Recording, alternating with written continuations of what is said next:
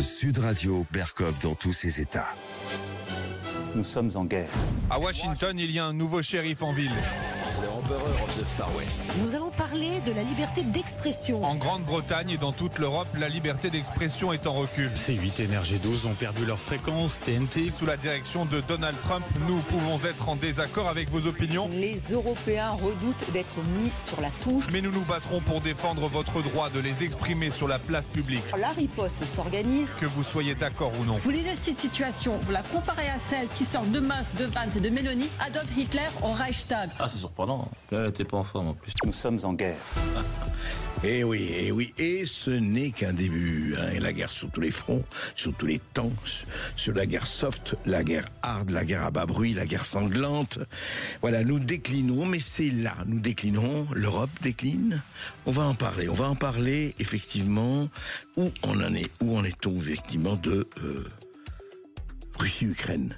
Ça fait très exactement, c'était le 24 février, donc il y a 3 ans, à quelques jours près, le 24 février 2022, la Russie, les troupes russes envahissaient l'Ukraine. Et depuis, aujourd'hui, où en est-on ? Eh bien, tout a été bouleversé depuis l'élection d'un certain Donald Trump à la présidence des États-Unis. Et ça va très vite. On va en parler avec Jacques Beau, ancien colonel de l'armée suisse, analyste stratégique, expert en renseignement. Jacques Beau, que nous recevons toujours avec plaisir ici sur Sud Radio et qui a beaucoup de choses à nous dire sur justement les derniers développements à la fois économiques, géopolitiques et militaires, alors qu'en Arabie Saoudite, ça discute très ferme en ce moment. Et en Europe aussi. Et puis, on va parler un peu de journalisme. Et oui, vous savez, c'est les journalistes qui essayent de vous renseigner, de transmettre. Et la plupart travaillent comme il faut pour vous donner effectivement des vérités sans masque, mais le masque, hélas, a joué beaucoup de rôles depuis quelques années, on le sait, avec Claude Cholet, président de l'Observatoire du journalisme. Où en est le narratif, le vrai narratif, le faux narratif dans ce métaverse que nous vivons aujourd'hui? Et puis les perles, les huées, les bravos, comme d'habitude. Et vous allez voir, il y a de quoi réagir. Et puis en seconde partie de l'émission, à partir de 13h, on reçoit la sénatrice Nathalie Goulet, l'argent du terrorisme. Et là aussi, des révélations. Il n'y en a pas que pour USAID, les pactes de corruption et l'extraordinaire détournement de milliards de dollars. Eh bien, le terrorisme aussi, quelle machine à cash, quelle machine à blanchiment et quelle machine à faire marcher, hélas aussi, la mort. Et à quel prix? On en parle tout de suite. Ici Sud Radio. Les Français parlent au français. Je n'aime pas la blanquette de veau. Je n'aime pas la blanquette de veau. Sud Radio, Berkov dans tous ses états. Il y a, dans 3 jours, le 24 février 2022, cela fera 3 ans. 3 ans, le 24 février 2025, cela fera 3 ans que les armées russes ont envahi l'Ukraine. Et avec le résultat que l'on sait, et beaucoup de choses ont changé. Et depuis un mois, la situation s'est renversée. Jacques Beau, bonjour. Bonjour. Jacques Beau, ça fait quelque temps, presque 3 ans que nous discutons de la guerre Russie-Ukraine ensemble, ici avec Sud Radio, et nous vous accueillons toujours avec plaisir parce que vous avez été l'un des premiers, sinon le premier en tout cas, à dire certaines choses qu'à l'époque étaient peu dites sur le rapport des forces, sur le réel, alors qu'on avait tendance ici et là, et je ne parlerai pas de certaines chaînes ou autres, à faire un merveilleux rideau de fumée sur ce qui se passait vraiment. Avec vous, ça n'a pas été le cas, c'est le moins que l'on puisse dire. Mais aujourd'hui, Jacques Beau, on est dans une situation totalement différente. Je rappelle très rapidement, pour nos éditeurs, que depuis hier, et ça faisait 2 ans que ça n'était pas arrivé, la Russie et l'Amérique parlent face à face, c'est-à-dire d'un côté avec Lavrov, l'inexpugnable ministre des Affaires étrangères russe, avec Marco Rubio, le nouvel arrivant au secrétariat d'État des USA.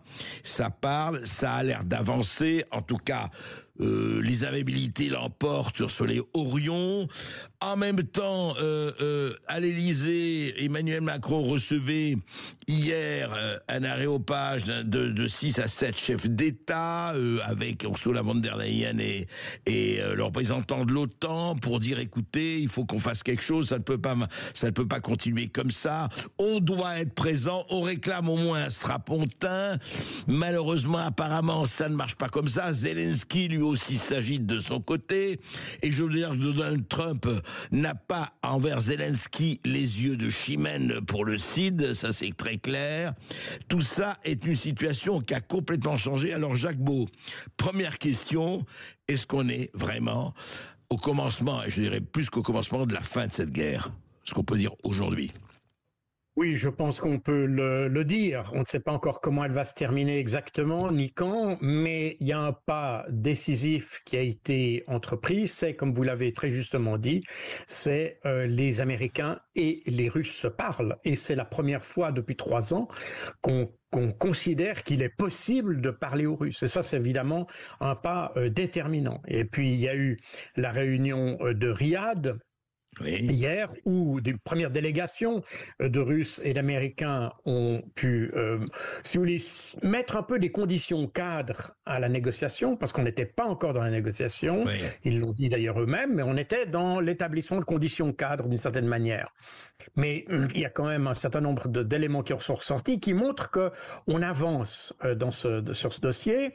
La première, c'est qu'il y a une normalisation des relations entre la Russie et les États-Unis qui se mettent en place, c'est-à-dire une réouverture des ambassades et d'un dialogue diplomatique qui n'existait pas jusqu'à présent.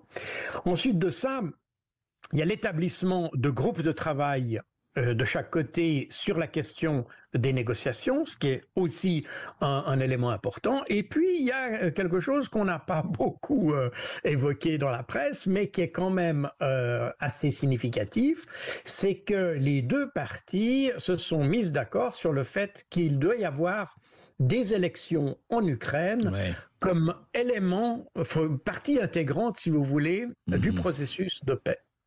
Donc on est vraiment, on commence à entrer dans la matière, si vous voulez, et puis avec des pas qu'on n'a jamais osé faire. Et d'ailleurs, comme vous l'avez évoqué, la réunion de l'Élysée avant-hier, par Emmanuel Macron, témoigne d'ailleurs de cette résistance de l'Union européenne. Il y a évidemment une résistance de l'Ukraine, ça on peut s'y attendre, mais la résistance de l'Union européenne, ou en tout cas de certains de ses membres, et c'est la raison pour laquelle d'ailleurs Trump ne veut pas que ces gens fassent partie du problème, si vous voulez. Voilà, de la négociation. Et ça va très loin, Jacques Beau, parce que hier encore, Donald Trump, on se rappelait quand même comment Zelensky était reçu en Amérique, d'ailleurs en Europe, le héros de la résistance, le Churchill, selon certains. Et voici, en 2 mots, ce que dit Donald Trump, quand même, il y va pas avec le dos de la cuillère. Zelensky est un président complètement incompétent, il fait des déclarations ridicules, son leadership a permis la guerre de continuer. Il n'a pas eu, vous venez de la rappeler, il n'y a pas eu d'élection en Ukraine depuis longtemps, ça ne va pas. Zelensky ne sait pas, il l'a dit lui-même d'ailleurs, ne sait pas où se trouve la moitié de l'argent que les États-Unis ont alloué à l'Ukraine. L'Ukraine devrait payer ou découvrir où est passé l'argent. La Russie est capable de détruire très rapidement 100% des villes ukrainiennes, y compris Kiev, mais ne veut pas le faire. Le conflit en Ukraine aurait pu être résolu, etc. Si j'avais été président, il aurait été résolu. Mais dites-moi, Jacques Beau, on a presque l'impression, je caricature à peine, que Trump se met à parler comme Poutine. Pratiquement. Non, il ne fait que constater une réalité. Il y a d'ailleurs une phrase que vous n'avez pas citée, mais qu'il a dite. Il a dit à Zelensky, il a dit, finalement, vous avez cette guerre, vous auriez pu l'arrêter bien avant, vous auriez pu l'arrêter il y a 3 ans, et vous ne l'avez pas fait. Et puis, c'est une guerre que vous n'auriez pas dû commencer. Oui, mais attendez, je peux vous répondre, mais attendez, qui est entré le 24 février 2022 en Ukraine? C'est pas Zelensky. Oui, mais pourquoi? Oui, mais non, bien sûr, tout ça on est d'accord, mais pourquoi? Et c'est là où il y a eu, et c'est là où on est un peu prisonnier de notre narratif, il y a eu une provocation de l'Ukraine. D'ailleurs, c'est pas pour rien quand on parle aujourd'hui de Pokrovsk et toutes ces zones qui sont fortifiées, qui ont été fortifiées dès 2021. Donc les Ukrainiens savaient très très bien qu'ils allaient s'engager dans quelque chose qui allait provoquer l'intervention russe. Et on est exactement, d'ailleurs, les rapports de l'OSCE de l'époque témoignent de cette préparation. Et pas seulement les rapports de l'OSCE, mais également les fondations de George Soros en témoignaient. Donc, voilà, non, je ne pense pas que Trump répète ce que dit Poutine, mais il se base, à la différence des Occidentaux, il se base sur la réalité des faits. Et vous pouvez penser ce que vous voulez, est-ce que Poutine aurait dû attaquer, pas attaquer, on peut discuter cette chose-là. Toutefois, le fait est qu'aujourd'hui, la situation est telle qu'elle est. Et il faut partir, si vous commencez à avoir une négociation, il faut partir de la réalité du terrain. Vous ne pouvez pas partir d'une réalité fictive que vous imaginez. Non, mais ça, on est bien d'accord. Vous savez très bien que je ne l'imagine pas, que je ne suis pas sur cette position. Le réel frappe à la porte et c'est bon. Mais juste une chose, vous rappelez, et vous avez raison, vous avez rappelé ce qui s'est passé au moment de l'accord qui devait se passer en Turquie en mars-avril 2022, que effectivement, on ne va pas revenir là-dessus, que Boris Johnson est venu dire à Zelensky de la part de Biden, voilà ce qui se passe. Mais ce qui est étonnant, Jacques Brouet, je voudrais que vraiment vous faire réagir là-dessus, votre réflexion là-dessus, c'est que le contraste, quand même, le bouleversement entre l'attitude de l'Europe, qui est restée celle qu'elle est, et des États-Unis, où effectivement Zelensky, c'était le combat de notre civilisation contre l'envahisseur, contre Poutine égal Hitler et compagnie, et puis en un mois, ça m'émerveille. C'est pour ça que j'ai fait exprès de dire Trump parle comme Poutine, évidemment, c'est pas ça, mais c'est extraordinaire le changement de situation, en un mois quand même. Mais vous comprenez, les États-Unis ont dit, et d'ailleurs Marco Rubio l'a répété à plusieurs reprises, ils agissent en fonction de leur intérêt national. Alors, on peut discuter sur cet intérêt, mais c'est la perception de la nouvelle administration, quoi qu'il en soit. Et dans cette perspective, les Américains voient leur intérêt national en priorité dans une lutte contre la Chine. Voilà. Et par conséquent, tous les conflits annexes qui se déroulent sont finalement à la fois des ressources, du temps et de l'énergie perdue, et qui ne rapportent rien. Donc, si vous voulez, l'Ukraine, vue avec les yeux de l'administration Trump, c'est un conflit qui manifestement ne va pas évoluer dans le sens que les Européens, dont les Européens rêvent. Il n'y aura pas de victoire de l'Ukraine. On va continuer à assister à un effondrement progressif de l'Ukraine. Et par conséquent, il n'y a aucun intérêt du point de vue américain à continuer à s'investir dans un conflit qui va finalement rien changer, ni à la situation générale, parce que personne n'est dupe et personne ne pense sérieusement que les Russes vont commencer, après l'Ukraine, à s'attaquer à d'autres pays ou même à l'Europe. Oui, comme certains disent, ça y est, les Russes vont envahir l'Europe. The Russians are coming. Oui, c'est totalement absurde. Alors que parallèlement, on dit qu'ils ont une économie qui fonctionne pas, qu'ils n'ont pas les chars qu'il faut. Enfin bref, on est dans le narratif. Les Américains sont pas dans le narratif, ils sont dans leur réalité. Alors, de nouveau, c'est leur perception des choses, c'est leur réalité. On peut la contester, mais ça explique ce changement de perspective. Le conflit en Ukraine était un peu le conflit personnel de Biden, pour différentes raisons, probablement d'ailleurs dans la continuité de ce qui s'était passé de l'époque Obama. On a retrouvé d'ailleurs beaucoup d'acteurs comme Victoria Nuland, etc., qui étaient impliqués dans ce conflit. Donc il y a une affaire, une chose très personnelle. Et on l'a vu que pratiquement tout le mandat de Biden s'est concentré sur cette question ukrainienne, la lutte contre Poutine, etc. Trump n'est pas du tout sur cette ligne-là. Il est pour reconstituer, à tort ou à raison, hein, on peut discuter ça, mais son objectif, c'est de redonner la grandeur aux États-Unis. Et il voit comme principal obstacle à la mise en œuvre de cette politique la compétition que la Chine offre. Et par conséquent, pour les Américains, pour atteindre la priorité qu'ils ont définie, eh bien, il faut neutraliser la Chine. Donc, à tort ou à raison, parce que je pense qu'on risque bien d'avoir d'autres problèmes par l'administration Trump avec la Chine, et puis on ne va pas sortir de cette hégémonie. Oui, ce que vous dites, Jacques Beau, c'est que les États-Unis disent, attendez, nous, on a à reconstituer un certain nombre de choses. Make America Great Again passe par la résolution de ce conflit qui ne nous apporte rien, qui nous a beaucoup coûté, sans parler des pertes humaines, bien sûr. Jacques Beau, on reste ensemble. C'est très intéressant parce qu'on va parler du rôle et l'Europe. Et que devient l'Europe là-dedans? L'Europe qui a aussi joué son rôle, et à tort ou à raison, et on va le voir. Restez avec nous. Juste après cette petite pause, on continue cet inventaire de ce bouleversement actuellement à l'Est. Sud Radio Berkov dans tous ses états, midi 14h. André Berkov. Marco Rubio discute avec Sergueï Lavrov. Dans une semaine ou 10 jours, Donald Trump va parler en face à face avec Vladimir Poutine et l'Europe, et on en parle, et ça nous concerne tous évidemment, avec Jacques Beau, ancien colonel de l'armée suisse, analyste stratégique, et il faut lire tous les livres de Jacques Beau qui sont publiés aux éditions Max Milo sur cette guerre, notamment sur le terrorisme et tout le reste. Alors Jacques Beau, vous avez vu on en a parlé d'ailleurs de la réunion qu'il y a eu en Europe autour d'Emmanuel Macron, mais il en prépare d'autres. Il va recevoir d'autres pays européens, et Emmanuel Macron qui dit voilà, je ferai d'ailleurs demain une série de réunions dans des formats bilatéraux et multilatéraux avec plusieurs autres États membres et des non-européens. Attention, il a dit, la Russie, a dit Emmanuel Macron, pose un danger existentiel. Je voudrais qu'on en parle de ce danger existentiel. Je ne parle pas ce que dit Bayrou, effectivement. Alors tous y vont de leurs commentaires, bien sûr. Peskov, d'ailleurs, dit, mais il n'y a pas de problème si l'Ukraine veut rentrer demain dans l'Union européenne, mais pas à l'OTAN, évidemment pas à l'OTAN, et voilà. Tout cela est dit et redit. Et en fait, l'Europe, en même temps, on le sent, ils le sentent eux-mêmes. On se dit, mais l'Europe, quel rôle y joue? C'est-à-dire que eux qui auraient dû être au milieu de la médiation, même géographique, eh ben, ils sont massivement et de façon assourdissante absents. Jacques Beau.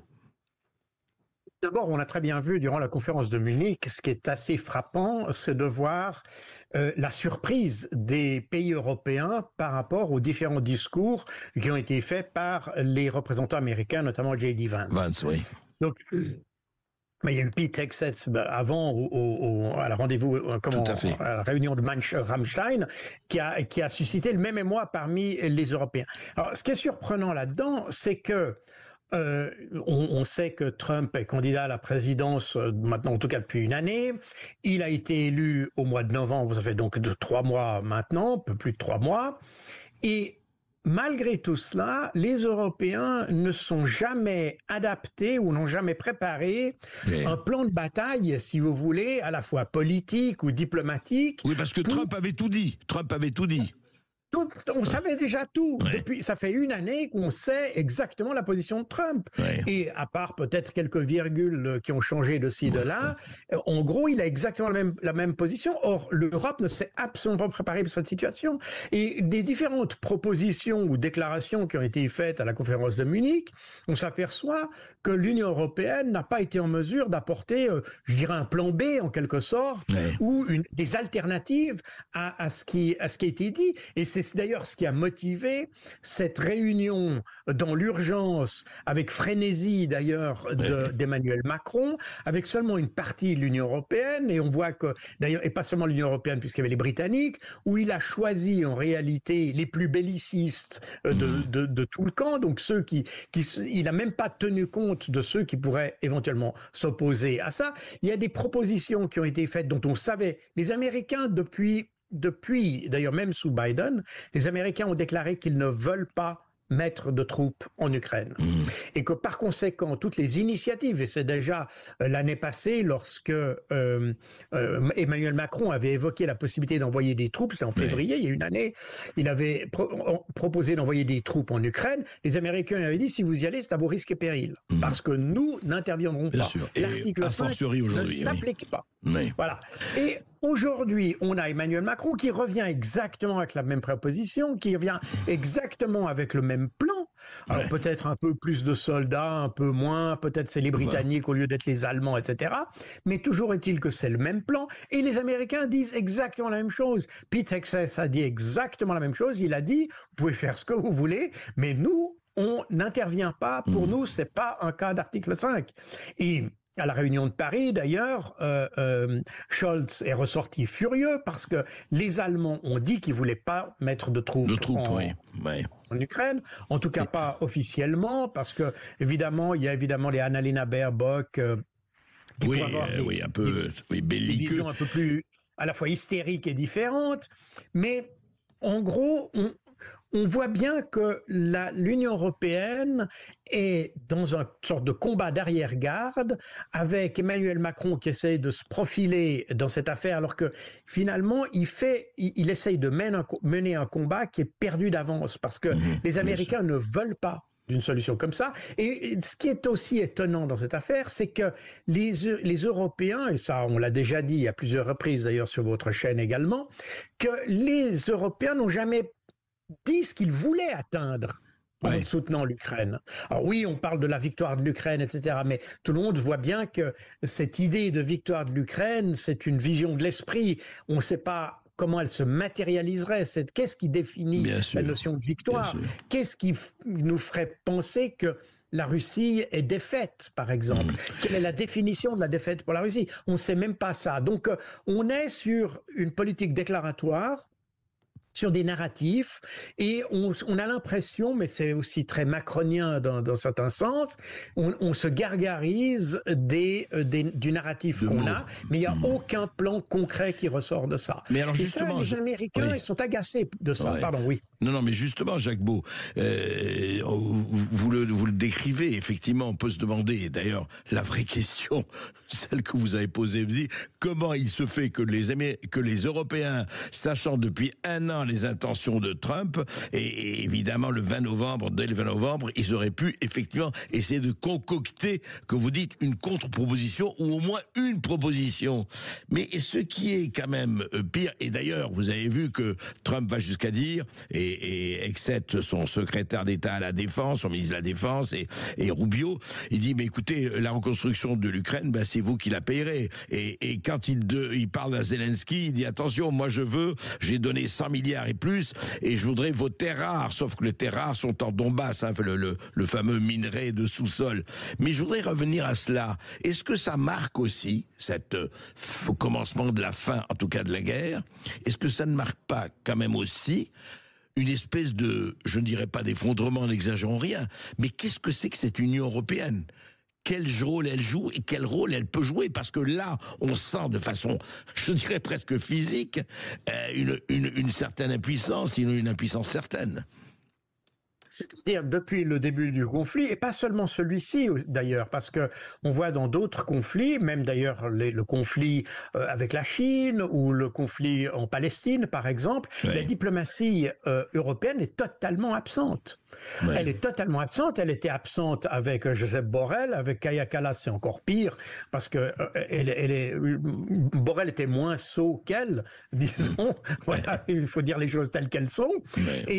Et on a une diplomatie qui est aux abonnés absents, c'est-à-dire qu'il n'y a jamais eu l'idée même qu'à un moment donné, parce qu'on sait que quelle que soit la situation, quelles que soient les inimitiés ou amitiés qu'on puisse avoir pour l'un et l'autre des parties au conflit, on doit bien se rendre compte qu'à un moment donné, ce conflit devra se terminer. Et qu'à un moment donné, il faudra, d'une manière ou d'une autre, renouer une forme de dialogue, ne serait-ce que pour discuter les conditions de la défaite de la Russie, par exemple. Oui, on discute pas qu'avec ses alliés, bien sûr. Bien entendu, la diplomatie, elle est précisément là pour arrondir les angles et pour discuter avec vos adversaires. C'est précisément pour essayer de ramener sur le terrain commun. Alors quid de l'Europe, franchement? Quid de cette Union européenne aujourd'hui? Parce que là, elle vient de donner quand même une manifestation éclatante du fait qu'elle est hors jeu. Alors pour le moment, je dis pas, aucune situation n'est définitive, mais c'est quand même assez préoccupant, non? on est en train d'enfoncer des portes ouvertes, on l'a répété 50 fois, les sanctions qui ont été prises par l'Union européenne. Et je rappelle qu'au tout début, les sanctions, on a commencé à aborder la question des sanctions en 2021. Alors qu'il y avait cette montée en puissance de part et d'autre, et il y avait déjà le narratif que la Russie voulait attaquer l'Ukraine, et donc on a déjà échafaudé un certain nombre d'options pour des sanctions. Et à ce moment-là, les Américains étaient venus pour dire aux Européens, parce que les Européens voulaient sanctionner les produits pétroliers, etc. Ce sont les Américains qui ont dit non, ne sanctionnez pas les produits pétroliers. Vous allez vous tirer une balle dans le pied. Et les Américains ont freiné au début, après ils ont dit bon, après allez-y, c'est un peu votre affaire, ils ont laissé faire ça, mais au début les Américains étaient contre. Et la même chose pour SWIFT. SWIFT, c'est les Américains le gel des avoirs russes. Le gel des avoirs russes, oui. Le gel des avoirs russes, c'est autre chose. Ça, c'est un autre... Ah oui, vous parlez du SWIFT, des transactions. Oui. Vous parlez des transactions. Oui, transactions, oui, d'accord. Le système de gestion des transactions interbancaires.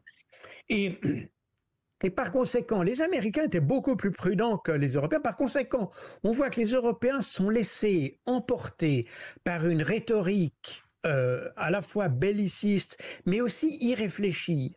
On voit bien que ce qui a dominé la politique étrangère de l'Union européenne ces 3 dernières années, on pourrait même dire ces 4 dernières années, et je pourrais même l'étendre jusqu'à 2014, à vrai dire, c'est cette idée que la Russie est opposée à l'Union européenne et que l'Union européenne est donc opposée à la Russie. Je rappelle qu'en 2013, lorsqu'il y a eu les négociations entre l'Ukraine et l'Union européenne, ce qui a d'ailleurs qui était un des éléments déclencheurs de Maïdan, ce sont les Européens qui ont refusé que l'Ukraine garde des liens avec la Russie. La Russie avait proposé que l'Ukraine puisse entrer dans l'Union européenne. Mais qu'ils voulaient conserver évidemment les liens qu'ils avaient historiquement et techniques aussi d'ailleurs avec l'Ukraine. Et c'est Manuel José Barroso qui a dit non. Ils ont dit à l'Ukraine non. Vous ne gardez aucun lien avec la Russie. Voilà. C'est soit vous coupez tout, soit vous n'êtes pas avec nous.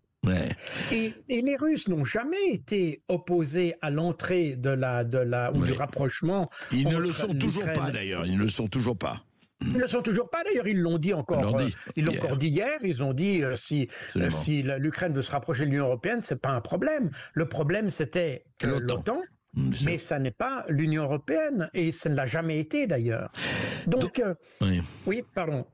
l'Union européenne, si vous voulez, n'a jamais réussi à sortir de son narratif et de l'influence, parce qu'il faut dire aussi, c'est pas pour rien d'ailleurs que Kaja Kallas, qui est pratiquement représentante, qui était ancienne ministre d'un des plus petits pays de l'Union européenne, l'Estonie, qui doit faire 1,5 million d'habitants à peu près, et elle est aujourd'hui ministre des Affaires étrangères de l'Union européenne. Donc on voit très bien qu'on a l'influence de ces pays qui sont fortement anti-russes dans une politique étrangère qui, normalement, devrait être dominée déjà par ceux qui payent l'Union européenne, parce qu'il y a des pays payeurs comme la France, l'Allemagne, l'Italie, qui sont les pays qui payent, puis il y a des pays qui reçoivent l'argent. Et c'est pratiquement les pays de ce que Donald Rumsfeld appelait la Nouvelle Europe, c'est-à-dire les pays de l'Est, notamment les pays baltes. Donc on a une incohérence ici. On voit bien que l'Union européenne s'est engagée dans une politique étrangère qui cherche à écarter tout dialogue avec la Russie. Et aujourd'hui, la réalité vient au contact du narratif et on voit qu'on est pris de court. Et la réalité enfonce le narratif et on voit bien pourquoi votre fille est muette, comme disait Molière, et votre Europe est absente, comme on le constate aujourd'hui. Merci Jacques Beau, on continuera d'en parler bientôt. Et lisez les livres de Jacques Beau, encore une fois, aux éditions Max Milo. À bientôt. Sud Radio, votre attention est notre plus belle. Ici Sud Radio. Les Français parlent au français. Je n'aime pas la blanquette de veau. Je n'aime pas la blanquette de veau. Sud Radio Berkov dans tous ses états. Savez-vous qui avait dit « Je vous souhaite de devenir un jour naliste » Boris Vian.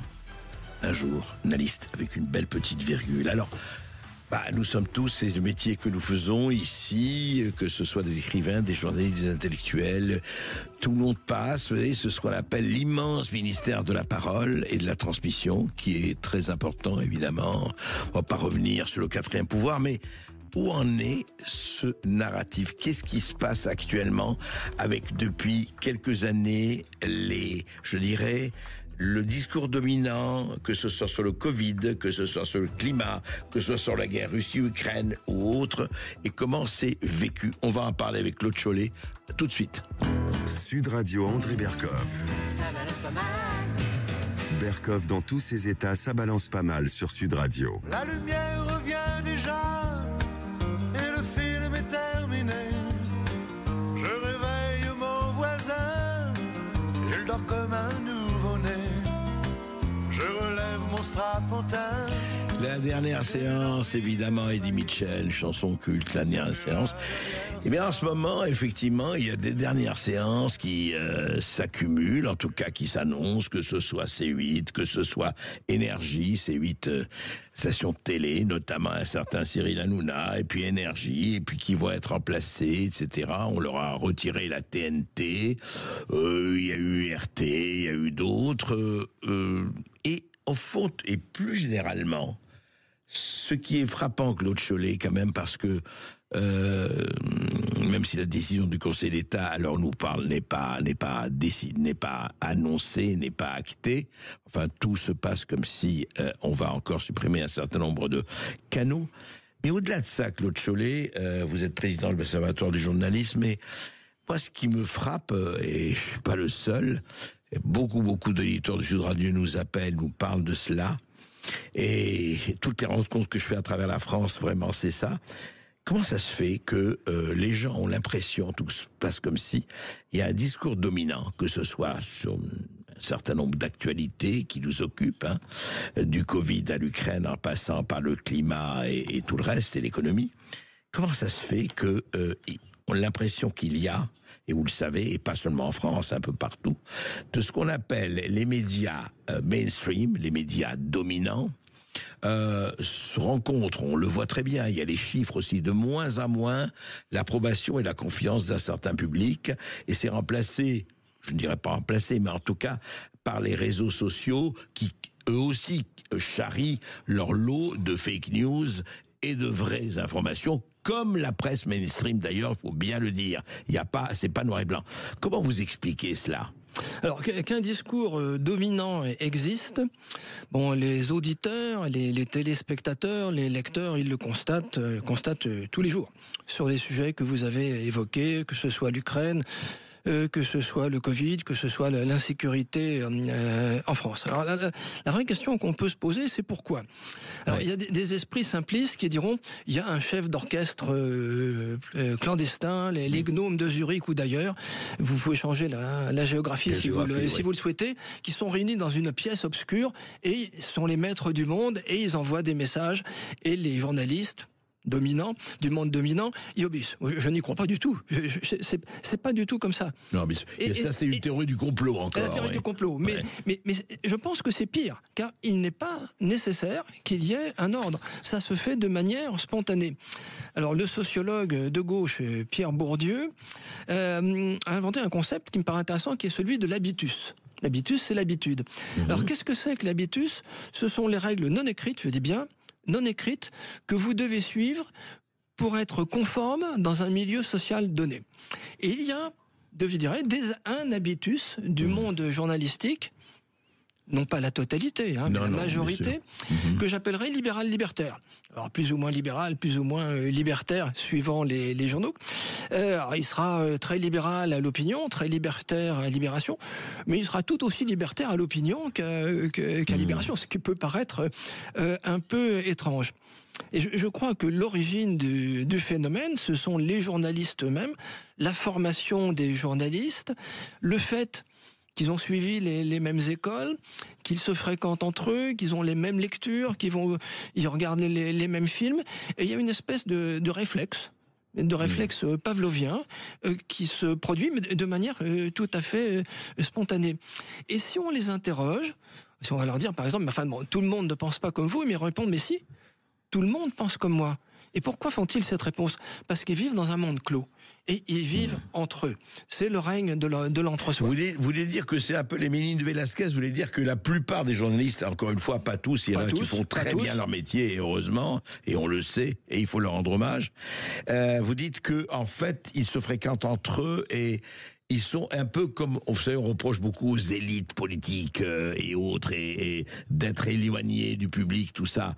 Mais vous pensez que les journalistes, quand même, ils sortent, ils vont, ils viennent, ils ne se voient qu'entre eux, dans les mêmes lieux, dans les mêmes endroits, c'est des intellocrates, c'est quoi? Ce n'est jamais vrai à 100%. Oui. Mais si c'est vrai à 80%, ça provoque quand même un phénomène d'endogamie que vous allez retrouver dans les écoles de journalisme et que vous allez retrouver dans les rédactions. Parce que, prenons un journaliste qu'on va appeler, je sais pas, conservateur ou populiste, l'adjectif que vous voudrez, qui est dans une rédaction. S'il manifeste son opinion d'une manière ou d'une autre, c'est pas le rédacteur en chef qui va venir le voir. Et c'est sûrement pas le propriétaire du journal ou de la radio ou de la télévision.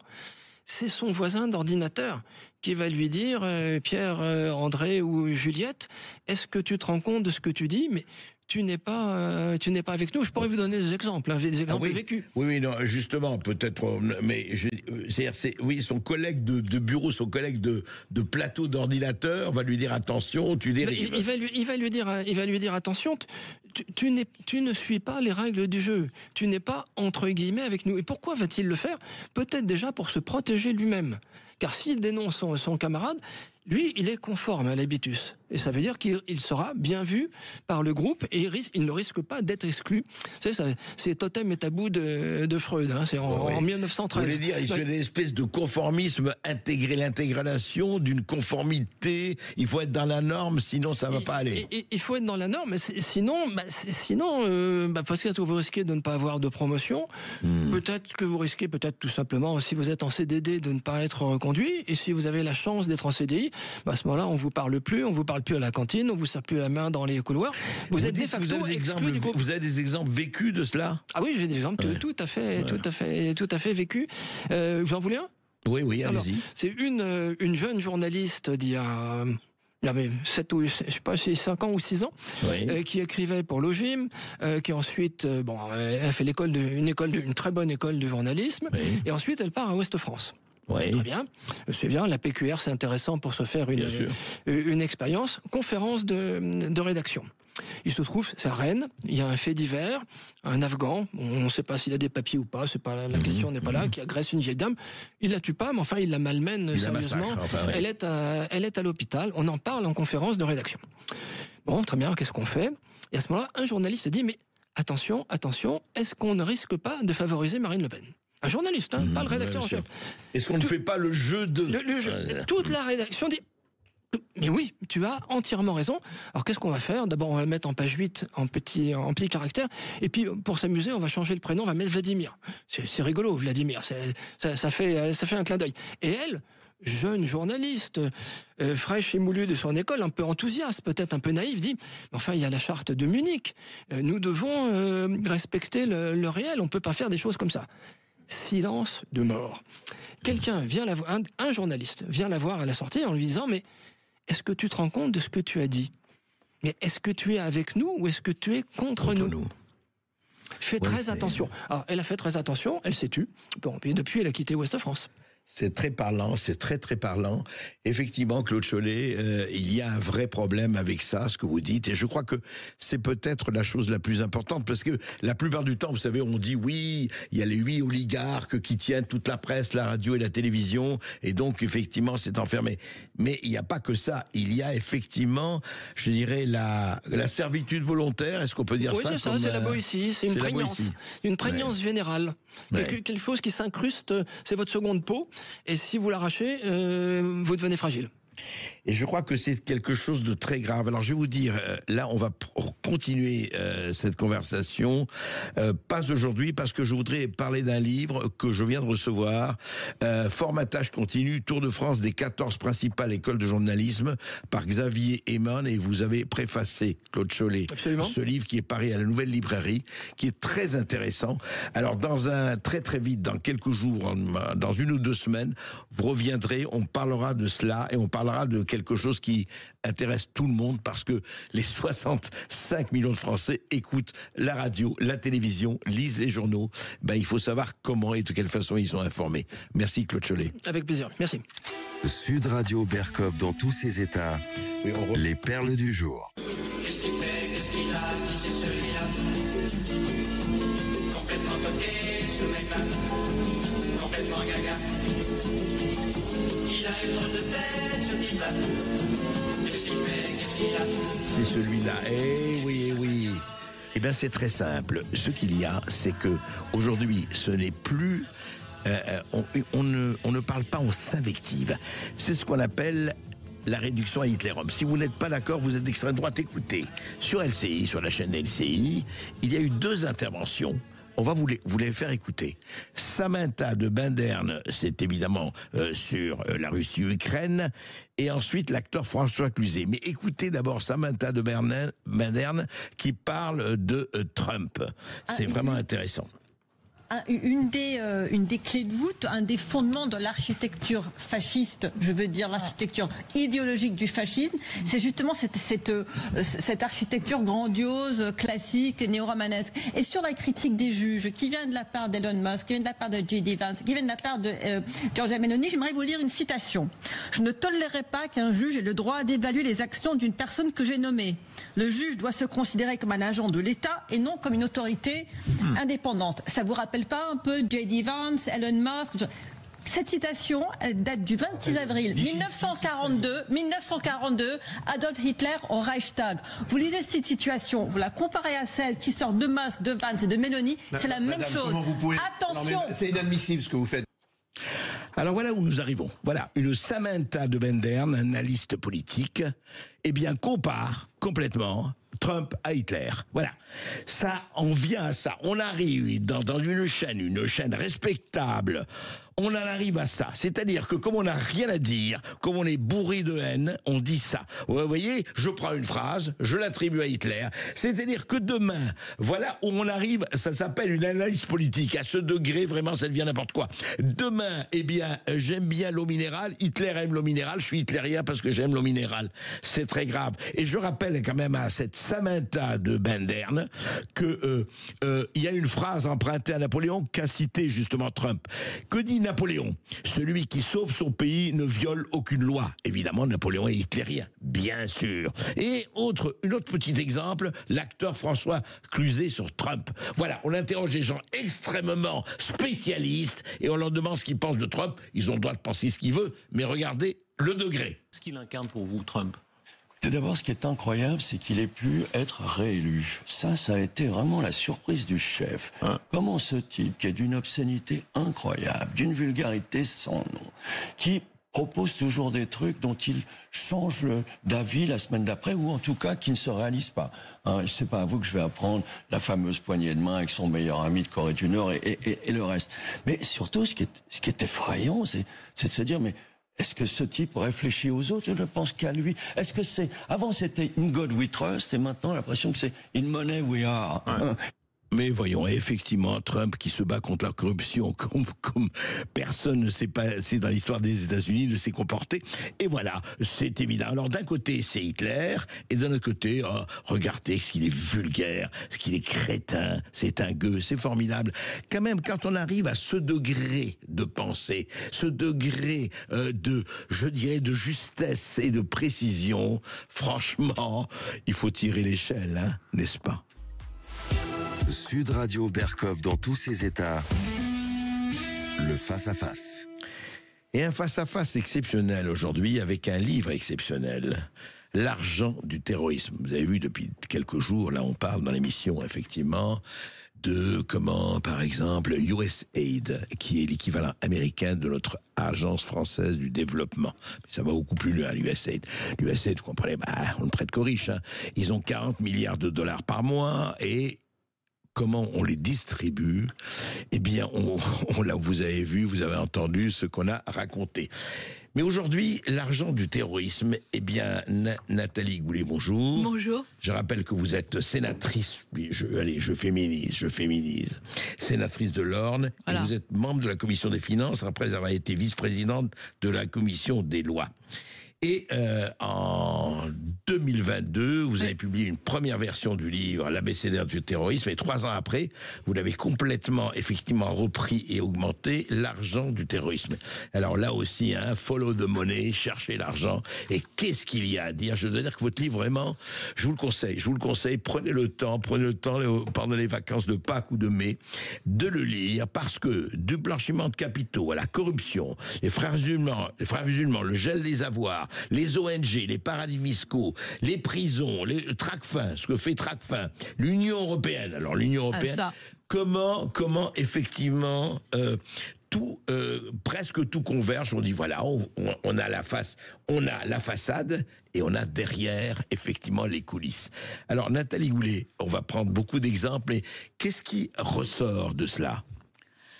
Une très grande tolérance, en réalité, une très grande naïveté. Alors, je dois mettre un petit bémol, parce qu'avec ce qu'on a fait sur le narcotrafic, c'est comme si on avait libéré la parole. Donc c'est déjà pas si mal. Mais quand même, en réalité, les circuits de financement du terrorisme utilisent les mêmes circuits que la délinquance financière.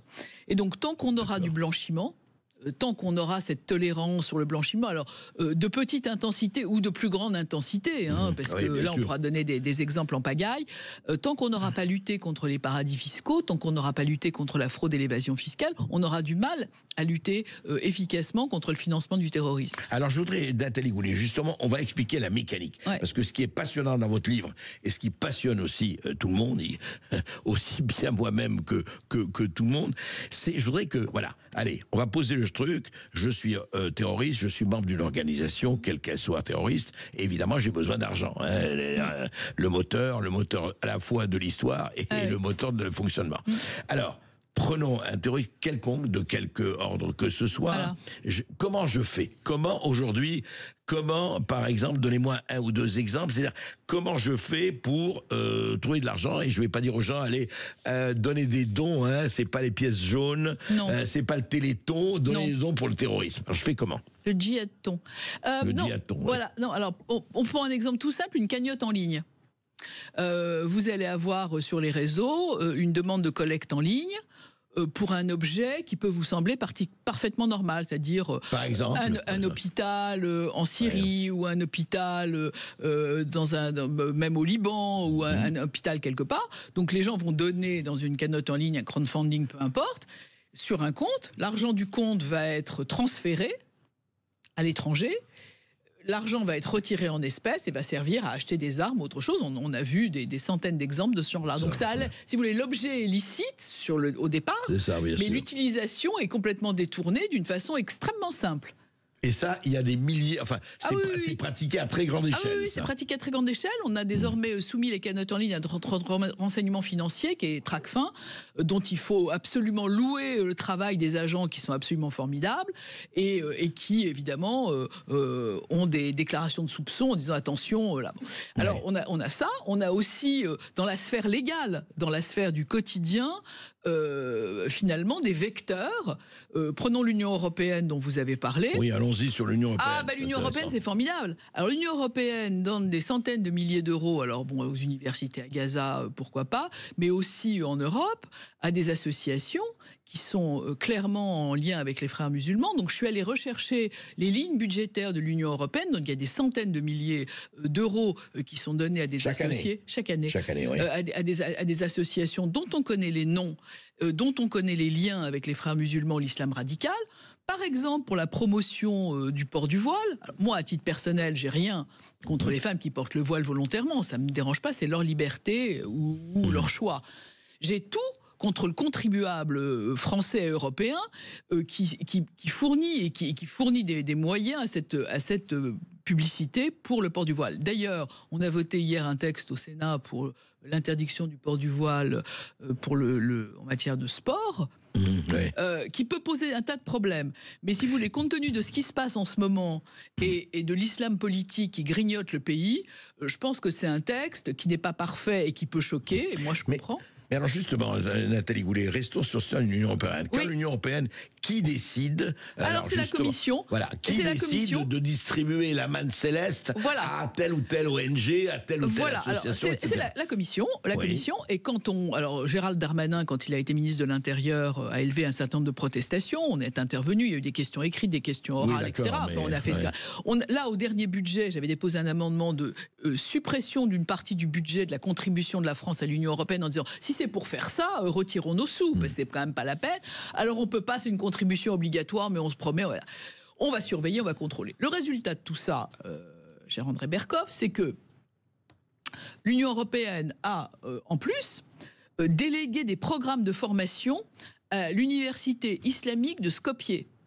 Je ne sais pas ce qu'ils vont faire comme formation. Skopje et l'ex-Yougoslavie. Voilà, en Macédoine. Macédoine. Voilà, qui ont évidemment applaudi au 7 octobre, qui ont porté le deuil de Haniyeh.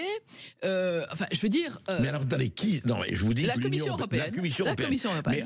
Mais est-ce qu'il y a alors et quand ils voient que c'est l'université de telle, etc. Mais c'est un choix. Mais est-ce qu'il y a une enquête? Est-ce qu'il y a un contrôle? Non, mais c'est un choix. Alors c'est parce que le programme leur semble bien. C'est au nom de la diversité. Ce qu'il faut comprendre, c'est que notre vision française de la laïcité n'est pas partagée par tout le monde. Bien sûr. Et que donc, au nom de la diversité, on va financer nos ennemis, parce que c'est quand même ça la réalité.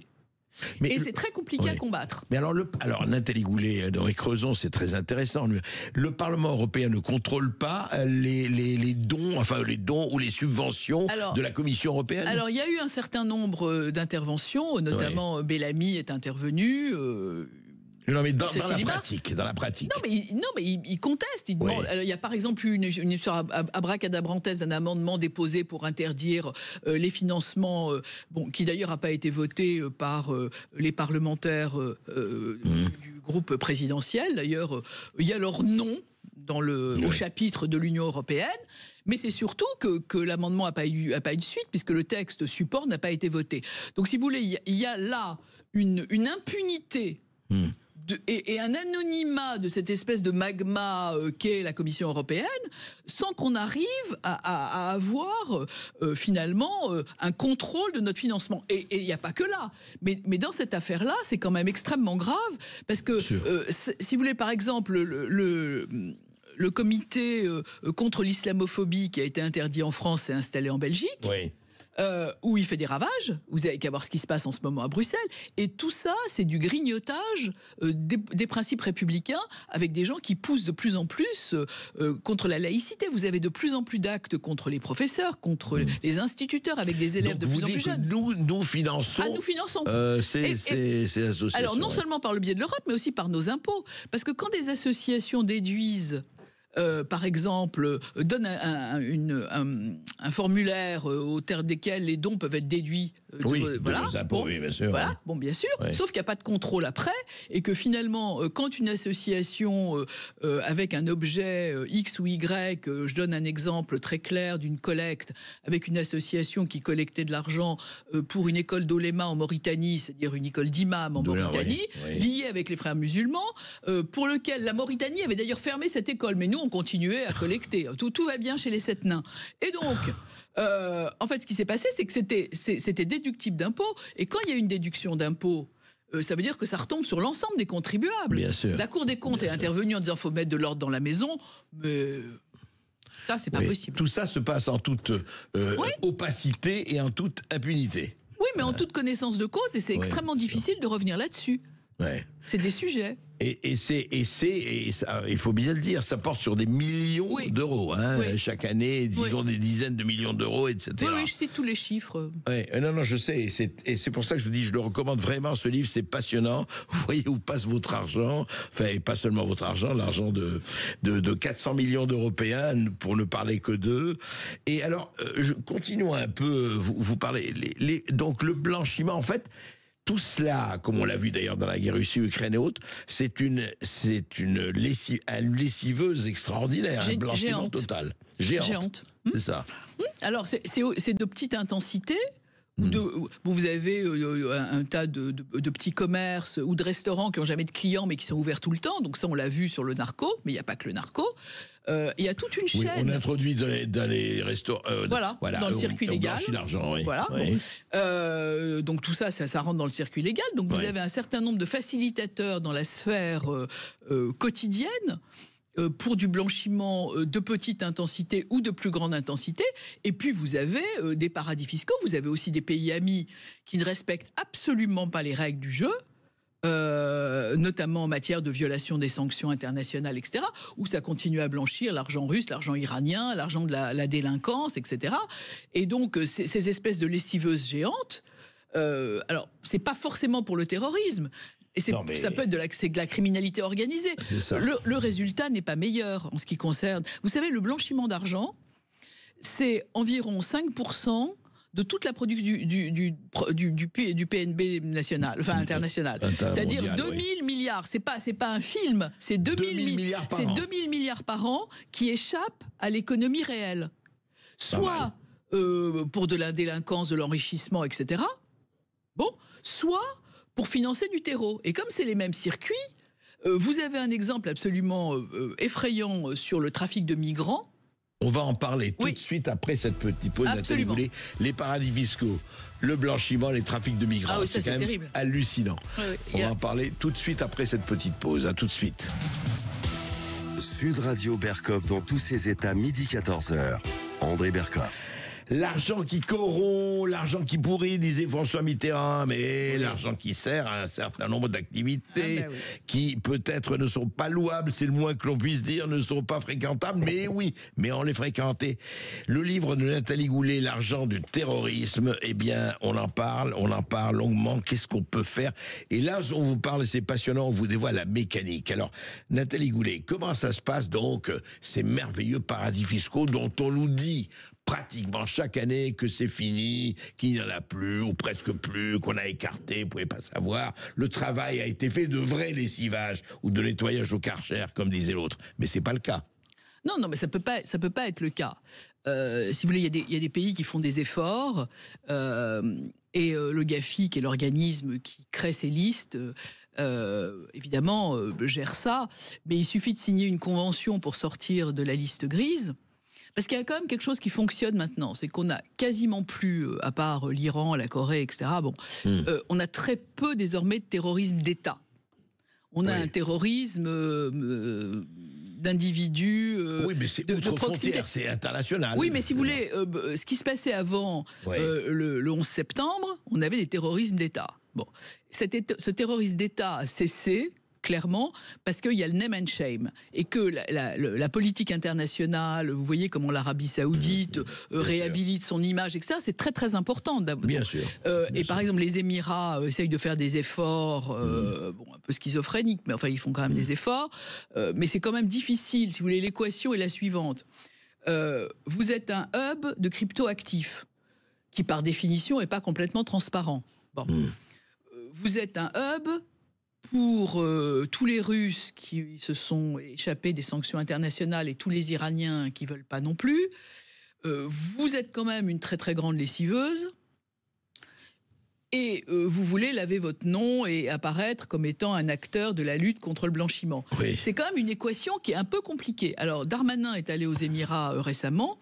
D'ailleurs, ils vont nous rendre quelques narcotrafiquants qu'ils avaient gardés par devers eux. Donc ça progresse. Mais si vous voulez, ça progresse quand même lentement. Quand vous avez des ports francs, quand vous avez des zones franches énormes où il se passe à peu près tout, il y en a d'ailleurs au Luxembourg, en Suisse. Il y en a partout d'ailleurs. Il y en a partout.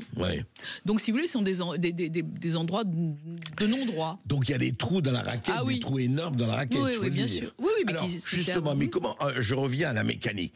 Comment ça se passe? Alors par exemple, encore une fois, je reviens à mon organisation qui n'est pas mince, etc., que je puisse envoyer tel ou tel terroriste faire tel ou tel méfait dans tel ou tel endroit, d'un groupe, etc., et malheureusement, on n'en manque pas.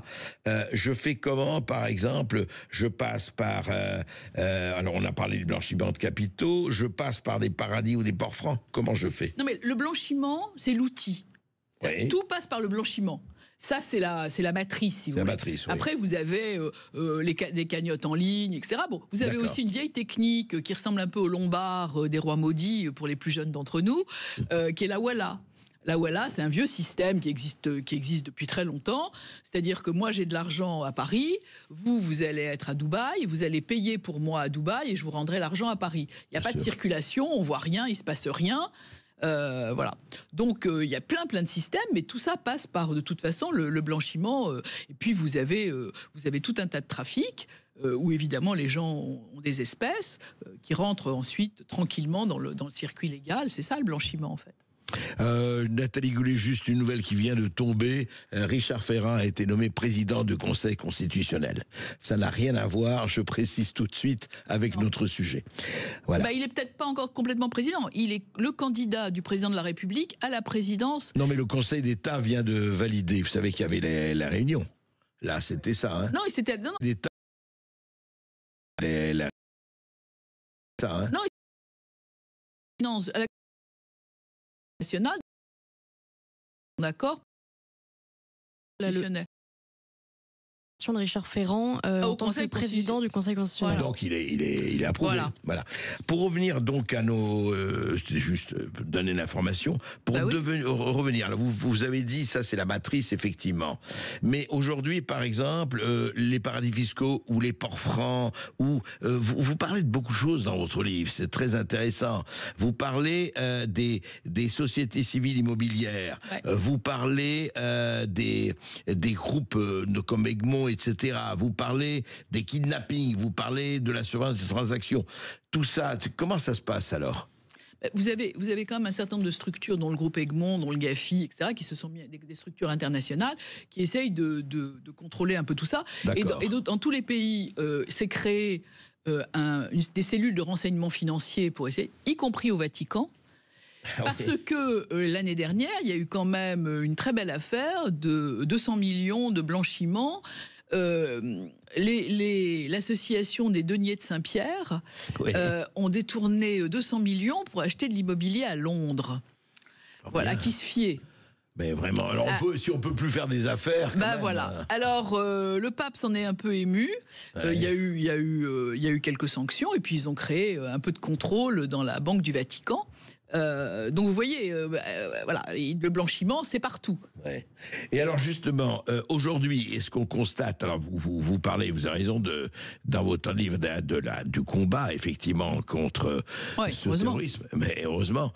Mais en même temps, on a l'impression que, enfin, comment dire, donc ce n'est plus une cautère chirurgienne de bois, mais est-ce que ce n'est pas un travail de Sisyphe où on se dit oui d'accord, on attaque là, mais une autre brèche s'ouvre ailleurs? Mais c'est-à-dire que les délinquants, les criminels et surtout les terroristes, mais tout ça est à mettre dans le même sac, ont une créativité extraordinaire. Donc si vous voulez, le gendarme, il court toujours moins vite que le voleur. Après le voleur, et surtout, le temps parlementaire est toujours plus long. Et quand c'est le Parlement national, bon, mais quand c'est le Parlement européen ou des structures internationales comme l'ONU, etc. Alors c'est pourquoi il y a ces structures comme le groupe Egmont qui regroupent les cellules de renseignement financier et qui essayent d'harmoniser un peu les règles et d'échanger les données, etc.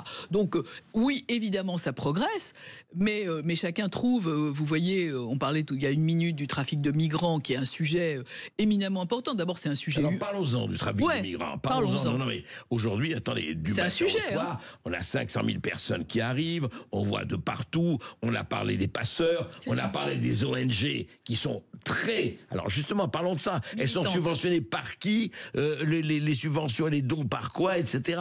Militantes, mais moi je veux bien qu'ils aient des dons.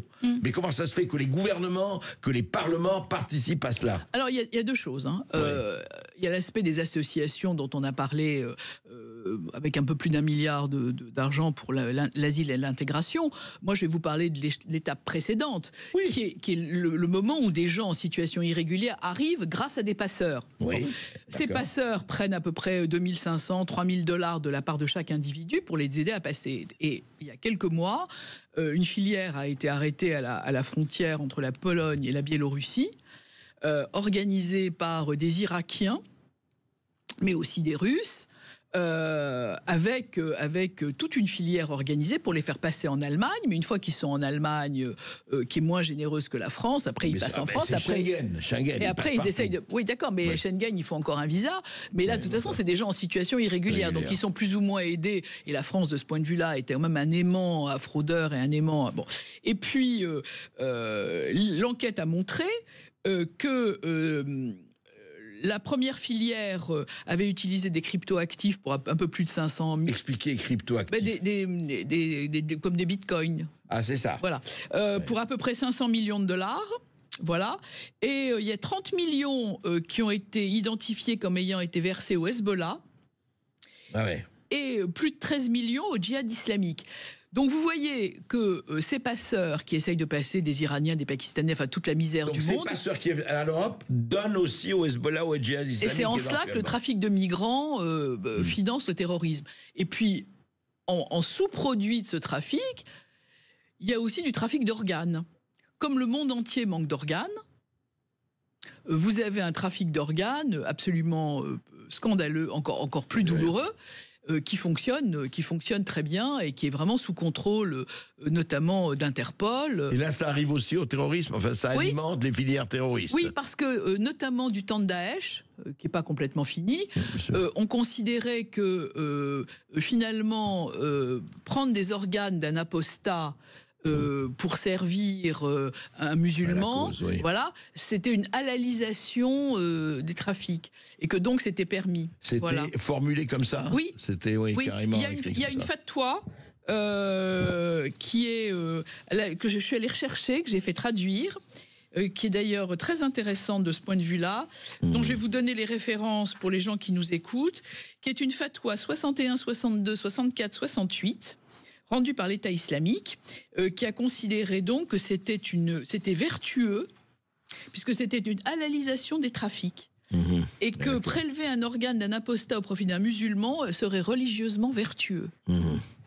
Donc ça va, donc trafic d'organes, trafic de migrants, trafic d'êtres humains, tous les trafics. Enfin, voilà, exploitation sexuelle, etc. Ouais, etc. Ouais. Il y a beaucoup d'argent. Ouais, et 150 milliards par an. 150, quoi, vous parlez de quel du chiffre d'affaires des trafics d'êtres humains.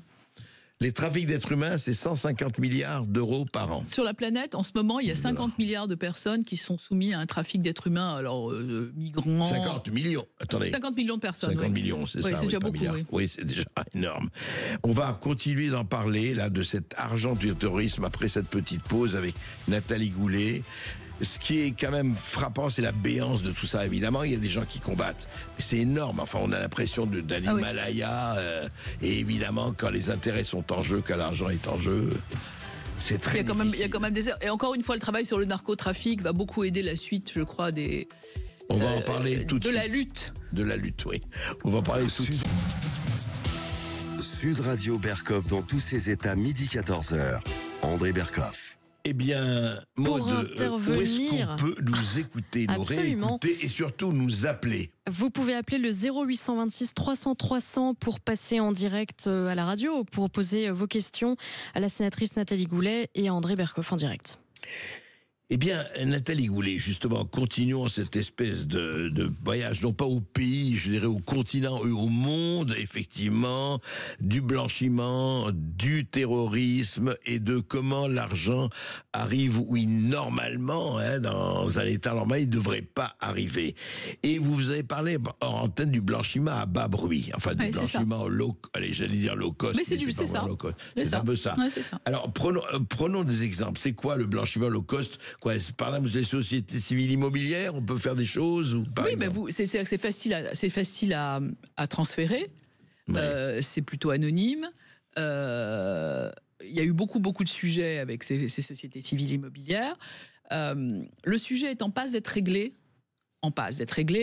D'une part parce qu'il y a une directive européenne qui impose plus de contrôle, et d'autre part parce que dans le texte qu'on a voté au Sénat et qui devrait arriver à l'Assemblée nationale prochainement, on a demandé un contrôle désormais des agences immobilières. Mais il se passait quoi en fait avant, tant que le contrôle, je comprends, mais je veux dire, qu'est-ce qu'on faisait concrètement pour faire passer, pour blanchir? Mais par exemple, la cession de SCI était très facile. Vous pouviez avoir aussi dans les actifs, par exemple, d'une association, des parts de SCI, dont les propriétaires sont plus ou moins opaques. C'est ça. On n'avait pas besoin de donner des détails sur... Non, et puis la cession est très simple. Cession de parts sociales, c'est très très facile. Bien sûr. Mais ça peut porter sur des sommes très importantes, sur des immeubles de grande valeur, etc.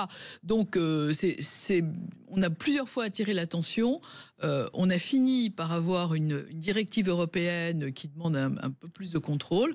Là aussi... il y a beaucoup de travail. C'est vraiment un travail de longue haleine. Bien sûr. Il faut vraiment une volonté. Il faut une volonté sur la durée. Oui.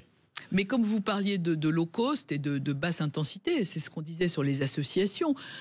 Mais vous comprenez bien que vous ne pouvez pas contrôler toutes les associations, parce que sinon vous allez avoir la confrérie du camembert, ce qui pour un sénateur de l'Orne serait une catastrophe. Vous avez les pêcheurs à la ligne, vous avez les joueurs... Vous avez 1,5 million d'associations en France. Vous ne pouvez pas enquiquiner tout le monde au motif qu'il y a une partie des gens qui font des fantaisies avec leur association. Donc vous voyez...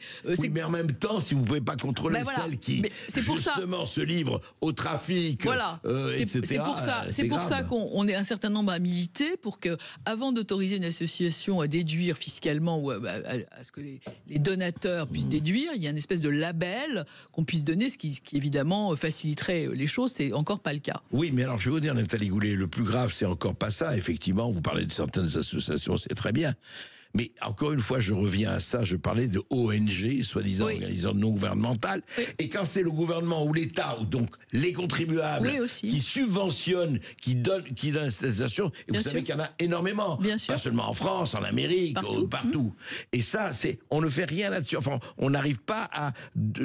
on a l'impression que ce que font Trump et Musk, c'est nouveau, alors que ça devrait être la norme. Oui, mais c'est un coup de pied dans la fourmilière, et moi je trouve ça extrêmement sain. Parce que ça oblige à revoir. Si vous voulez, les idées reçues et les habitudes, c'est quand même un truc qui vous rend extrêmement paresseux.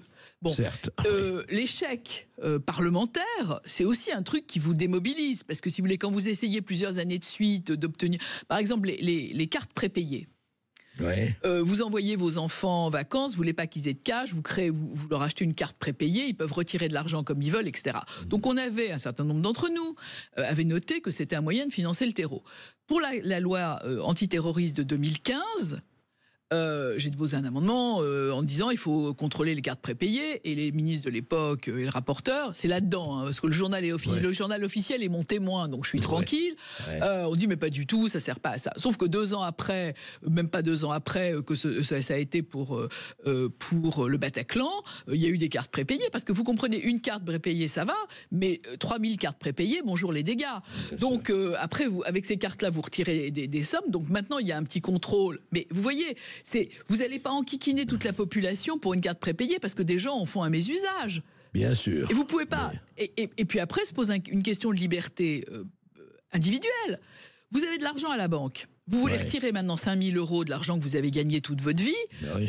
Vous allez devoir remplir 14 000. C'est hallucinant, d'ailleurs, et puis le banquier va vous demander pourquoi, etc. Et vous pouvez tout à fait que c'est pour aller rue Saint-Denis acheter des petites culottes. C'est votre droit absolu. Bon, mais votre liberté de disposer de votre argent quand vous voulez, ça devient aussi extrêmement compliqué. Donc vous voyez où ça nous amène dans des contrôles. Alors il y a des pays qui suppriment complètement le cash, mais c'est aussi une violation de la liberté individuelle. Enfin, c'est quand même des sujets. Donc si vous voulez, il vaut mieux aller sur les sujets qu'on connaît, c'est-à-dire les trafics, essayer de juguler le blanchiment, discuter avec nos amis qui ont des ports francs, des paradis fiscaux, et leur expliquer que tout ça doit être contrôlé, et essayer d'assécher les filières, de façon à ce que le citoyen bénéficie quand même d'un peu de liberté, qui finisse par être un peu annihilé par tout ça. Oui, sauf que effectivement, vous avez raison, parce que le problème est entre la liberté individuelle et enfin la liberté individuelle ou la liberté de chacun de disposer de ce qu'il a gagné, et puis l'extraordinaire mafia, et comme vous dites, parce que il y a les États et puis il y a les États voyous. On va pas faire la liste, mais il y en a encore. Oui, il y en a, bien sûr. Qui eux profitent, Et puis toutes les zones de conflit qui sont complètement déstabilisées. Enfin, je veux dire, nos amis ukrainiens, il faut pas croire qu'il n'y a pas de trafic. trafic, qu'il n'y aura pas de trafic d'armes, qu'il n'y aura pas de trafic tout court, qu'il n'y aura pas de détournement dans une zone qui est devenue totalement incontrôlable. Et puis vous avez des sujets... Attendez, Nathalie Goulet, moi je vous demande la spécialiste que vous êtes. Oh mon Dieu, ouais. Non, quand Zelensky dit, écoutez, moi, vous dites que vous m'avez envoyé 200 milliards, il y a 100 milliards que j'ai pas reçus. C'est quoi ça? Je veux dire, où il ment, qu'est-ce qui se passe? Prenons l'exemple de l'Ukraine, sans rentrer dans les détails. Mais c'est un sujet. C'est-à-dire, et comment il se fait que des armes se retrouvent au marché noir, en Albanie, ou même dans nos banlieues? C'est ce qui se passe en Afrique aussi, je vous signale, c'est la même chose. Mais ce qui se passe simplement, c'est qu'il y a des détournements, mais vous savez très bien qu'il y a eu plusieurs procès de hauts responsables de l'armée ukrainienne qui avaient détourné des fonds qui étaient destinés à l'armée en question. Donc il y a déjà des gens qui se sont fait prendre la main dans le pot de confiture. Et je pense que quand le conflit sera terminé, il y aura probablement... des explications de texte, à part aujourd'hui. Oui. Mais toutes ces zones de conflit sont des zones qui deviennent des zones de non-droit, et tout ça circule. Et puis, pour parler de choses moins actuelles, mais puisque vous me donnez cette antenne, je vais en profiter, la contrefaçon. Oui. Vous pensez qu'acheter une chemise avec un crocodile, un faux sac de marque au bazar d'Istanbul, ça vous emmène pas très loin, mais ça finance absolument tous les trafics. Il faut se rappeler que les frères Kouachi ont payé une partie de l'attentat du mois de novembre 2015 avec du trafic de fausses chaussures Nike. Mais donc c'est pas du tout anodin. Kouachi, je rappelle les massacreurs de Charlie Hebdo. Faut pas du tout négliger ces affaires-là. Et vous voyez, quand on dit que dans la sphère légale, parce que tout le monde est habitué à la contrefaçon. Vous achetez un faux sac de marque en Italie, en Espagne, à la Costa del Sol, où vous voulez. 30 euros, 50 euros, etc. Vous vous dites, je m'amuse un peu, je fais de mal à personne. Bien mais sûr. Si, ça finance des réseaux. C'est très grave. Nous avons, je crois, Cédric de Béziers. Je vais le voir la semaine prochaine, Cédric. Bonjour, madame la députée. J'aurais une question, et je suis entièrement d'accord avec ce que vous dites, et c'est vrai que ces recherches-là sont très importantes. Est-ce que dans votre livre, que je n'ai pas encore lu, vous avez peut-être pensé aussi à regarder, on parle de terrorisme et de financement de terrorisme, que ce soit des petits restaurants, que ce soit également, là vous parliez de contrefaçon ou de trafic d'êtres humains, oui. Et est-ce que vous avez pensé aux jeux vidéo? Parce que moi je joue sur un jeu vidéo depuis des années, depuis l'année 2007, auquel on a demandé de faire des mises à jour, auquel on a demandé plein de choses. L'éditeur est Smell Game, pour pas le citer. Il a plein de jeux officiels, mais le jeu Bounty Bay Online auquel on joue, en fait, finance tous les autres jeux vidéo. À la base, il est basé sur les États-Unis. On a été voir via Google et en fait, on n'a rien trouvé qu'un tout petit local de rien du tout. Mais derrière, c'est la Chine. C'est la effectivement, Chine, quand on envoie un mail aux éditeurs pour leur dire on a un bug là, il faut faire ci, il faut faire ça et tout ça, à savoir que c'est le jeu le plus cher du monde, puisqu'en fait, moindre petit truc, il faut dépenser des sommes astronomiques. J'ai un ami qui a mis plus de 7000 € pour pouvoir avoir un joli stuff pour jouer. C'était un truc affolant. Et à côté de ça, on nous dit ah oui, mais et c'est pour ça on sait que c'est chinois et il y a peut-être autre chose derrière, parce que dernièrement, ils nous disent ah ils sont en vacances, on peut pas vous répondre parce que les techniciens sont en ce moment en vacances pour le Nouvel An chinois. Donc c'est vrai que le financement par le jeu vidéo est une très bonne technique et je pense qu'il faudrait regarder là-dessus, surtout que ça n'est pas de l'abonnement, là c'est de la dépense. C'est de la dépense, absolument. Mais Cédric, je vais vous dire, à moins de considérer, et c'est possible que la Chine soit un État terroriste, mais vous dites effectivement ça fait partie des milliers d'instruments que l'on peut utiliser. Je voudrais juste vous rappeler, juste pour la bonne bouche, ce que disait un sage, il disait, vous savez, Dieu a créé le monde, le reste, c'est les Chinois. Donc, voilà. Alors, cher monsieur, je serai le 25 à 18h30 à la médiathèque de Béziers. Donc, je vous propose de venir me voir. Ben voilà. Bibliothèque de Béziers, chez Robert à la médiathèque. Le 25 à 17h30. Le 25. Voilà. Donc, vous pourrez rencontrer Nathalie. Comme ça, on en parlera. Et lisez son livre. Les CD contrefaits contiennent des programmes de formation et le Hezbollah a une grande tradition de financement grâce à la contrefaçon et notamment celle de CD. Écoutez, on se retrouve, en tout cas c'est passionnant, juste après cette petite pause, et c'est le 0826 300 300. 0826 300 300. C'est ça, celle-là, là, on fait un peu jet d'écho, ça fait bien. Et Nathalie Goulet, l'argent du terrorisme, avec une préface de Jean-Charles Brizard aux éditions du Cherche Midi.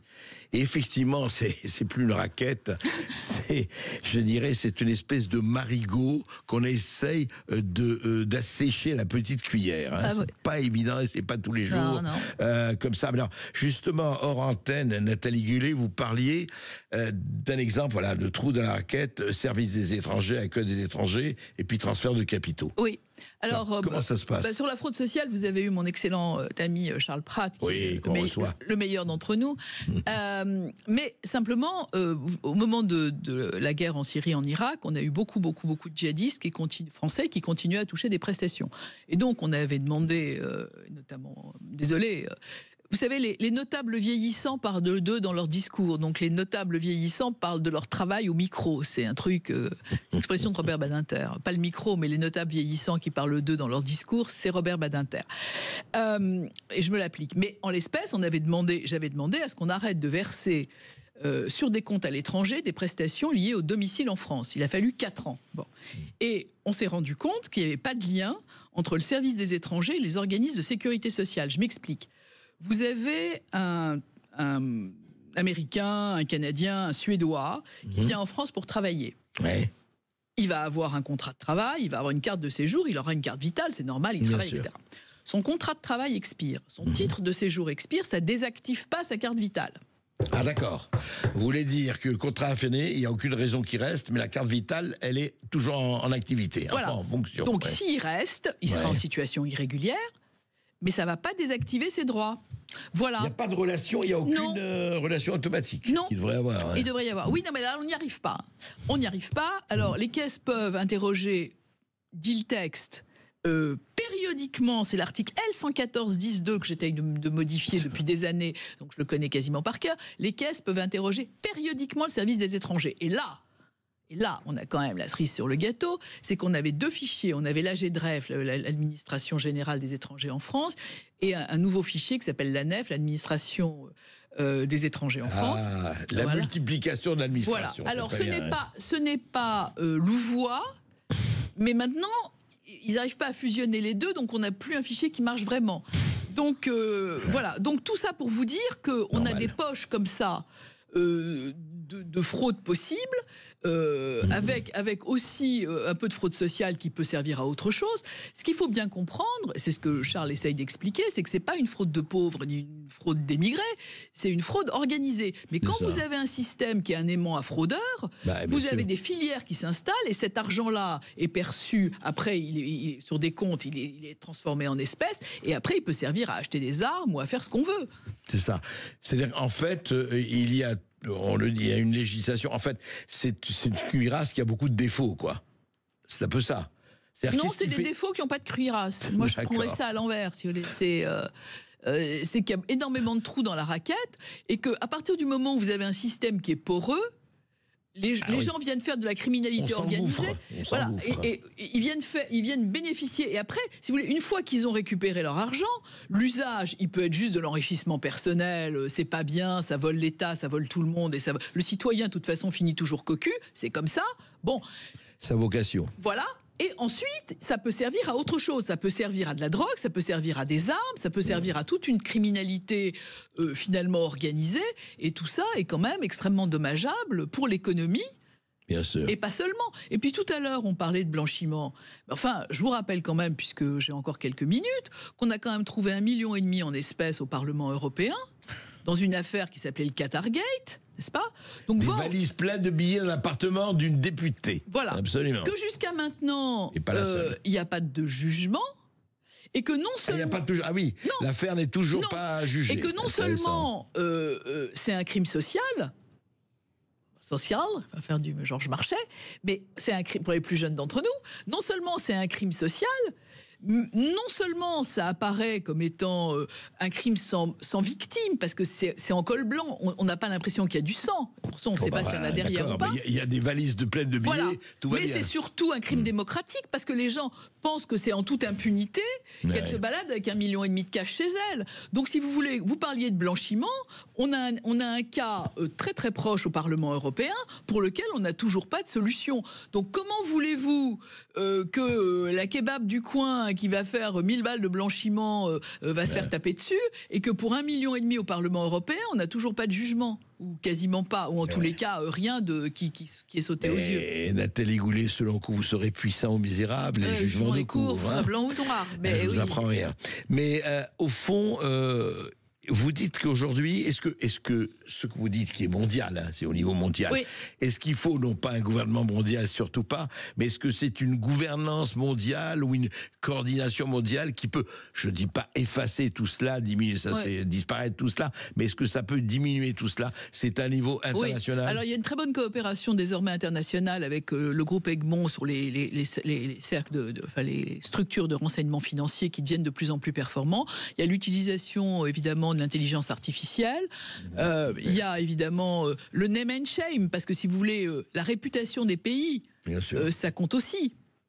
Oui, enfin, écoutez, quand je suis un petit paradis fiscal, ma réputation, si je me remplis les caisses, est-ce que vraiment mais quand vous êtes un grand pays pétrolier et que vous avez vocation à devenir un leader dans une région, vous n'avez pas envie que ça vous colle comme un sparadrap. D'ailleurs, c'est pas par hasard qu'ils sont aujourd'hui en Arabie Saoudite, les Lavrov, les Rubio, et demain, les Trump et les... Mohamed Ben Salman se fait une belle virginité en ce moment. Oui, mais vous savez que l'Arabie Saoudite, notamment, a fait une très forte coopération avec notre service de renseignement financier pour mettre en place un service d'abord anticorruption, puisque je vous rappelle qu'en arrivant, il a fait des poches de tous les... d'un certain nombre de milliardaires de son pays. Il a mis les pendules à l'heure. Et puis, pour le reste, il y a une très forte coopération pour essayer de mettre de l'ordre dans la maison. Et ça marche assez bien. La note de l'Arabie Saoudite au GAFI est bien montée, voilà. Donc vous dites que c'est noir, mais c'est pas désespéré. Ah non, c'est pas du tout désespéré, mais il faut une vraie volonté. Il faut, si vous voulez, je pense quand même que le binôme Darmanin-Retailleau a une bonne chance. Darmanin a dit qu'il allait faire la guerre au blanchiment, donc moi je vais lui faire des propositions. Il a dit qu'il allait s'attaquer le 7 février dernier au trafic de migrants. Je pense qu'il a lu mon livre et qu'il allait arriver à la lettre T. Mais je crois, si vous voulez, que la volonté affichée réelle sur le narcotrafic, qui vient d'une commission d'enquête du Sénat sur lequel on a bien travaillé, va pouvoir faire, à mon avis, jurisprudence sur d'autres matières. Moi-même, je tiens le crayon d'une commission d'enquête sur la criminalité organisée qui va...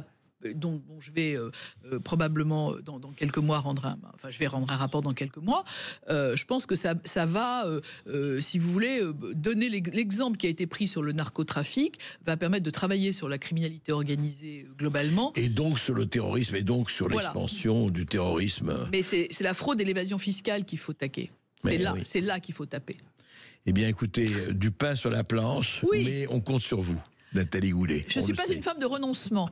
Je ne crois pas. En tout cas, vous le montrez dans votre livre. Je rappelle, Nathalie Goulet, L'argent du terrorisme, aux éditions du Cherche Midi. Vraiment à lire.